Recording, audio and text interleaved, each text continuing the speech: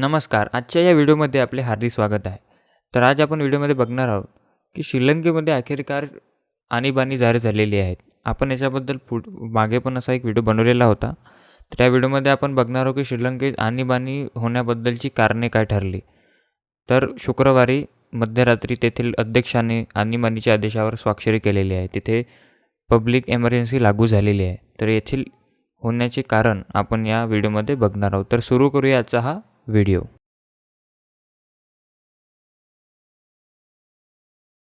तर व्हिडिओ सुरू करण्याच्या अगोदर आपण तुमच्यासाठी एक MCQ आणलेला आहे. याच्यात MCQ असा आहे की how many types of emergency have been envisaged by the constitution.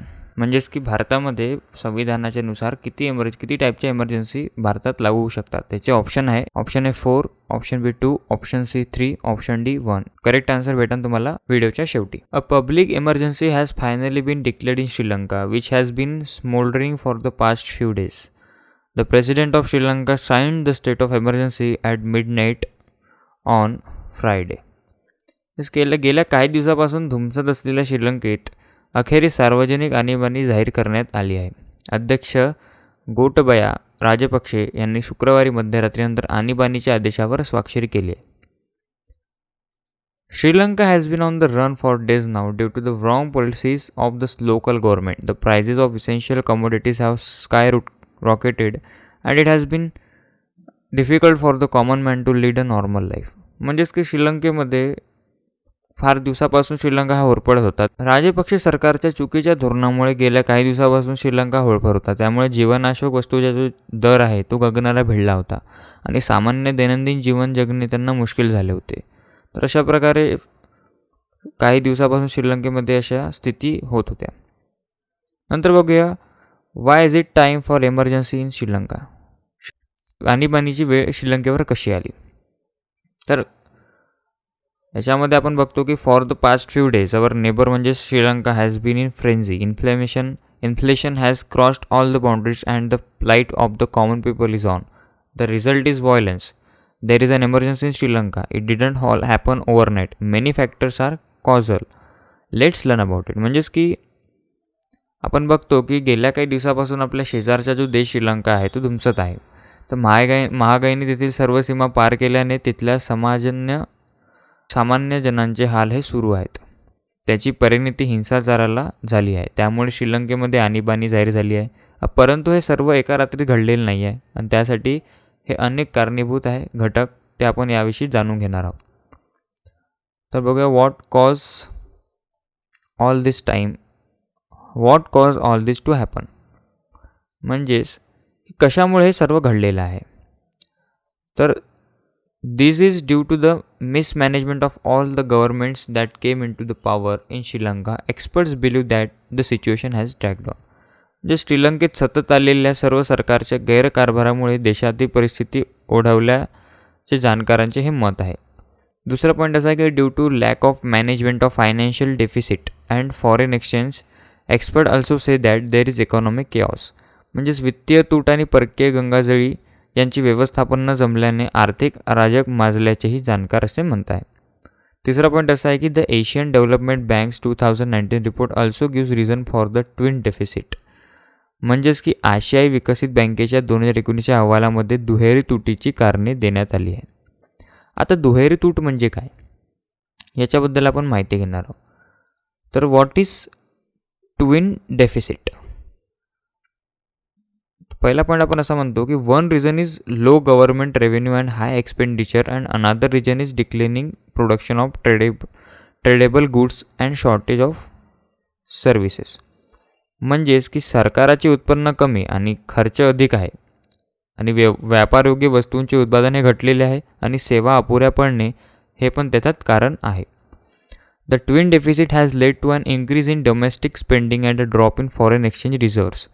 म्हणजे दुहेरी तुटीमुळे देशांतर्गत खर्च वाढले आणि परकीय गंगाजळी आटली. म्हणजेच फॉरेन एक्सचेंज कमी होत गेला. तिसरा पॉईंट आहे in addition that corona made the tourism sector sick for 2 years causing the economy in decline. म्हणजेच की त्यात कोरोना आला आणि 2 वर्ष पर्यटन क्षेत्राला त्यांनी आजारी पाडले म्हणजेच ठप्प पाडले. त्यामुळे अर्थव्यवस्थेचे मान त्यांनी टाकले. म्हणजे तिथे श्रीलंकेमध्ये अर्थव्यवस्था जी होती ते पर्यावरण क्षेत्राच्या अर्थव्यवस्थेत मोठा वाटा होता पर्यटन क्षेत्रामध्ये. म्हणजेच द 4.2 म्हणतो की the tourism sector plays a major role in the economy of Sri Lanka. श्रीलंकेच्या अर्थव्यवस्थेत पर्यटन क्षेत्राचा मोठा वाटा जो आहे. अशा प्रकारे आपण ट्विन डेफिसिट समजतो, दुहेरी तूट. असे आणखी एक कारण आहे. हे घटकही कारणीभूत आहे श्रीलंकेत आर्थिक आणीबाणी जाहीर करण्यामागे. तर ते कोणते आहेत? This factor also causes. First point असा म्हणतो, the Rajapaksa government had promise tax cuts before coming in to power. म्हणजेच जे करंट गव्हर्नमेंट होती राजपक्षे सरकारने, ते सत्तेत येण्यापूर्वी कर कपातीचे आश्वासन त्यांनी दिले होते. दुसरा पॉईंट असा की after coming to the power the government cut various taxes which reduce the revenue in government's coffers. म्हणजेच की सत्तेत जेव्हा आले सरकार, त्यांनी विविध करामध्ये कपात केली आणि त्यामुळे सरकारच्या तिजोरीत आवक कमी झाली. तिसरा पॉईंट आहे the devaluation of the currency led to a sharp rise in inflation. चलनाचे अवमूल्यन केल्याने महागाई प्रचंड वाढली. आणि फोर्थ पॉईंट असा आहे the Ukraine war pushed up oil prices and economic chaos began. आणि सर्वसामान्य म्हणजेच की युक्रेन युद्धामुळे तेलाच्या किमतीत प्रचंड वाढ झाली आहे आणि श्रीलंकालाच नव्हे तर पूर्ण जगाला त्याचा आर्थिक फटका बसलेला आहे. हा पण एक कारण त्याच्यामध्ये ठरतो. तर अशा प्रकारे काही कारण मी सांगितले आहे की श्रीलंकेवर ही आर्थिक परिस्थिती कशी ओलांडली आणि का बरं श्रीलंकेवर आणीबाणीची ही वेळ आली. तर याच्यामध्ये इंडियाने काय मदत केली? तर इंडिया हेल्प श्रीलंका. तर भारताने काय केलं की India has provided substantial assistant to Sri Lanka which is facing financial crisis. Sri Lanka has been supplied 40,000 tons of diesel following a 1 billion credit line guarantee. With India's help, the power crisis in Sri Lanka will be alleviated to some extent. Along with diesel, India has also shipped 40,000 tons of rice to Sri Lanka. Apart from that, to Sri Lanka, India has a large supply of medicine and other supplies to emergency surgeries. तर भारताने श्रीलंकेला $1 अब्ज पतमर्यादेचे म्हणजेच credit line loan दिल्यानंतर श्रीलंकेला 40,000 ton डिझेलचा पुरवठा केला आहे आणि त्यासोबतच 40,000 टन तांदूळही भारताने श्रीलंकेला रवाना केले. सोबतच श्रीलंकेला भारताने शस्त्रक्रियासाठी मोठ्या प्रमाणावर लागणारी औषधे व इतर साहित्यांचा पण पुरवठा त्यांनी केलेला आहे. तर अशा प्रकारे भारताने श्रीलंकेस मदत केलेली आहे. तर श्रीलंकेवर जी आणीबाणीची वेळ आली आहे त्यातसुद्धा भारताने त्यांना श्रीलंकेला मदत केलेली आहे. अशा प्रकारे श्रीलंकेवर आणीबाणीची जी वेळ आली आहे त्यात अनेक सारे कारण मी या व्हिडिओमध्ये सांगितलेले आहे. आता आपण बघूया विचारलेला प्रश्न जो मी MCQ तुम्हाला दिला होता व्हिडिओच्या अगोदर. तर याच्यामध्ये विचारलं होतं की भारतीय संविधानामध्ये किती प्रकारच्या इमर्जन्सी लागू शकतात. तर याचा करेक्ट आन्सर आहे ऑप्शन सी. भारतामध्ये national, state and financial emergency ही लागू होऊ शकते. 3 प्रकारच्या इमर्जन्सी आपल्या भारतीय संविधानामध्ये उपलब्ध आहे. तर हा होता आजचा व्हिडिओ. धन्यवाद.